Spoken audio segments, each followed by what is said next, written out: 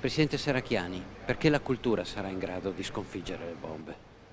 Credo che l'abbiamo dimostrato nella scelta che abbiamo fatto. Abbiamo detto per ogni euro in sicurezza va speso un euro in cultura, anche perché quello a cui abbiamo assistito negli ultimi giorni, nelle ultime settimane, è anche, se volete, un fallimento culturale, quello che è accaduto in Francia da parte di francesi o quello che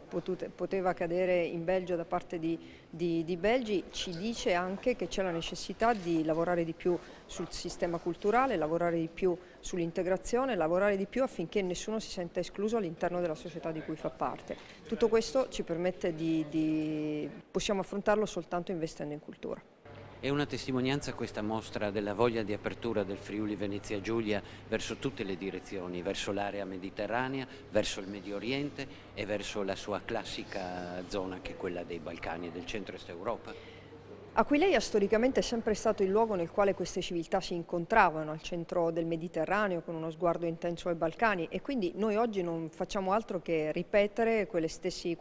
percorsi. Questa idea dell'archeologia ferita, cioè di mettere insieme appunto i pezzi del nostro straordinario patrimonio al mondo, che sono stati feriti dalle guerre, dagli attentati terroristici, è anche il modo per far risentire una comunità intera, quella del Mediterraneo, come una comunità unita che ha un patrimonio culturale straordinario e che va evidentemente anche protetto da chi pensa di poterne fare a meno. Il Friuli Venezia Giulia vuol far sentire la sua seppur piccola voce. Aquileia è un punto straordinario anche per questo momento storico, e quindi il fatto che il Friuli Venezia Giulia voglia intensificare la visibilità di Aquileia, la possibilità che Aquileia venga raggiunta da un maggior numero di cittadini, di turisti, e anche che ci sia una conoscibilità diversa del nostro patrimonio, è proprio perché vogliamo che il Friuli Venezia Giulia riconquisti un proprio spazio, sicuramente in Europa con un'attenzione particolare ai Balcani, ma io direi nell'intero Mediterraneo.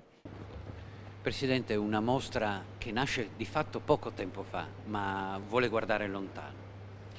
Siamo piuttosto contenti e piuttosto fieri del fatto che la mostra sia stata realizzabile in pochi mesi, perché abbiamo avuto l'idea in occasione della visita del Presidente Mattarella a Tunisi a fine maggio, ma in realtà abbiamo cominciato a lavorare a settembre e ci siamo recati a Tunisi e per i contatti col Museo del Bardo e con il Ministro della Cultura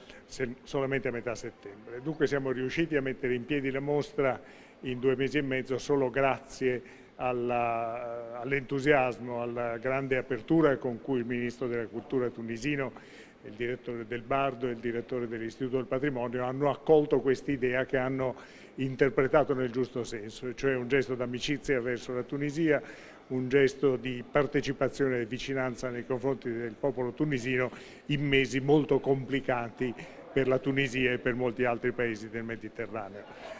Siamo riusciti a farlo in tempi brevi e questo è molto utile, molto importante, perché è oggi che bisogna parlare di convivenza, di tolleranza, di dialogo con i giovani, soprattutto i giovani musulmani del Nord Africa, del Medio Oriente e quelli che vivono in Europa nelle periferie o nel centro di molte città europee, e tra cui evidentemente c'è un disagio forte. È con loro che dobbiamo riallacciare un dialogo, è loro che dobbiamo far sentire orgogliosi in qualche maniera del contributo che il mondo arabo e l'Islam hanno dato alla formazione anche della nostra civiltà europea. È il primo passo di un dialogo più ampio? Beh, noi come Fondazione Aquileia continueremo a fare delle iniziative culturali, diciamo spot come questa, cioè cercheremo di continuare a portare al Museo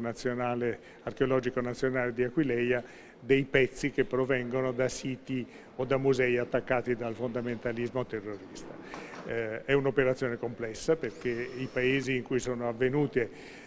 questi disastri, queste tragedie hanno delle altre priorità, dunque sono dei paesi in cui non sempre è facile lavorare, ma noi cercheremo di farlo e sono convinto che nel corso dell'anno prossimo e del 2017 riusciremo a fare qualcosa di altrettanto significativo e di altrettanto facilmente comprensibile e percepibile da parte del pubblico che la mostra del Bardo che si inaugura oggi.